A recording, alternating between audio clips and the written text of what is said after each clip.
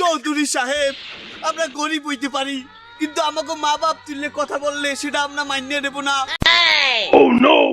মনে করেন আপনি বাড়ির সাহেব, আমি কাজের মাতারি, আমি আপনার কাছে একটা ওয়াশিং মেশিন চাপ, আপনি অভিনয় করে দেখাবেন।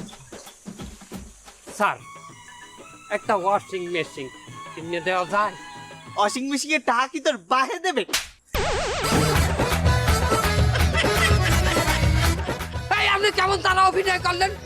আপনি খবর মারলেন কেন? সে তো এইভাবেই অভিনয় করিয়ে দেখাইলে আমাকে। ওইটা মনে রাখতে পারতেন, আর আমি যে পরে বলছি কাট ওটা হবে না সেটা মনে রাখতে পারলেন না। দেখেন বাবা, মোরা গরিব মানুষ কাম করে খাই, অত ডায়লগ মোরা মুখস্থ রাখতারি না। রোমবার মাতারি, আমারে থাবর মারা তোরে সুডামু অনেক খারাপ। এই ফির আমি সাহেব, তুই ওইলি কাজের বুয়া, থাবর খারে কয় খারাপ। এই পাশে আসেন। এই ফির আমি হইলাম সাহেব, আপনি কাজের মাতারি, আপনি আমার কাছে ওয়াশিং মেশিন চাইবেন। ওকে আচ্ছা ওকে চান? সাহেব, আমাকে একটু ওয়াশিং মেশিন কিনা লাগে। ওয়াশিং মেশিন কেনার টাকা কি তোর বাহে দেবে?